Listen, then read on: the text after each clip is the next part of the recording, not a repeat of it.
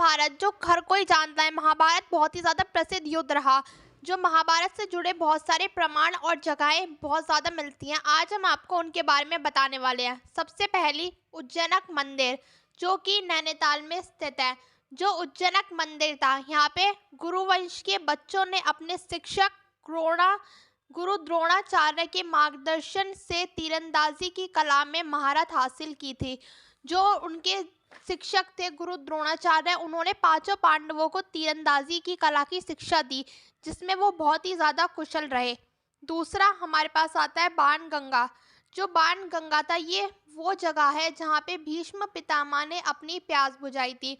जब भीष्म पितामह युद्ध में घायल हो चुके थे, पराजित हो गए थे, तो वो तीर के ऊपर लेटे हुए थे ज़मीन पर। तो उस समय उन्हें प्यास लग रही थी। तब अर्जुन ने ज़मीन पर तीर मारते हुए वहाँ से गंगा की एक धारा निकाली थी, जो उनके मुंह में गई थी, जिसे बाणगंगा नाम से आज जाना जाता है। उसके पास हमारे पास आता है कुरुक्षेत्र अम्बाला। जो कुरुक्षेत्र है, ये हरियाणा के अम्बाला शहर में स्थित है। जो कुरुक्षेत्र है, ये वह जगह थी जहाँ पे महाभारत का युद्ध लड़ा गया था। जो महाभारत का युद्ध था, ये करीबन 18 दिन तक चला था। यहाँ पे कुरुक्षेत्र के अम्बाला शहर में एक सरोवर पाया जाता है, जिसका नाम है ब्रह्मा सरोवर। इसे ब्रह्म सरोवर क्यों कहा जाता है? क्योंकि ब्रह्मा जी ने यहाँ पे प्रस्थान किया था, तभी से इसका नाम ब्रह्म सरोवर रख दिया। उसके बाद हमारे पास आता है हस्तिनापुर। जो हस्तिनापुर है, ये मेरठ में स्थित है। ये कौरवों और पांडवों की राजधानी बताई जाती है और ये तीर्थ स्थलों में से एक भी से माना गया है। युद्ध के बाद जब पांडव जीत गए थे, तो उन्होंने हस्तिनापुर को अपनी राजधानी बना ली थी। जो हस्तिनापुर है, यहाँ पे पांडव और कौरव शुरू से ही रहते आए थे। उसके बाद हमारे पास आता है पंचाल, जो कि हिमाचल में स्थित है।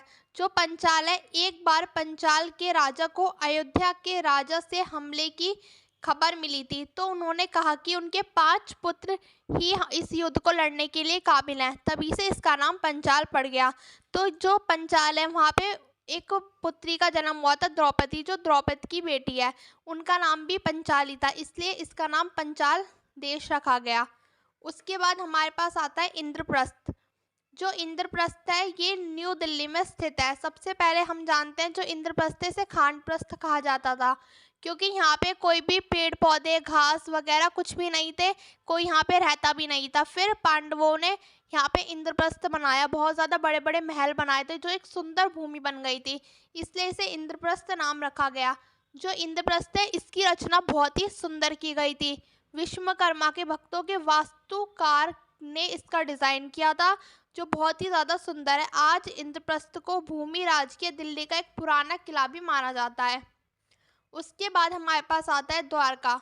जो द्वारका है, वो गुजरात में स्थित है। द्वारका जो है, ये पश्चिमी गुजरात में स्थित है। ये कृष्ण की भूमि मानी जाती है। जब जरासंध ने हमला किया था, तो उस समय मथुरा से जो कृष्ण थे, उन्होंने कहाँ चले गए थे? वो द्वारका चले गए थे। जो द्वारका, ये समुद्र के बीचों बीच बनाई गई थी। बहुत ही इसका सुंदर निर्माण किया गया था। जरासंध से बचने के लिए द्वारका का निर्माण हुआ था।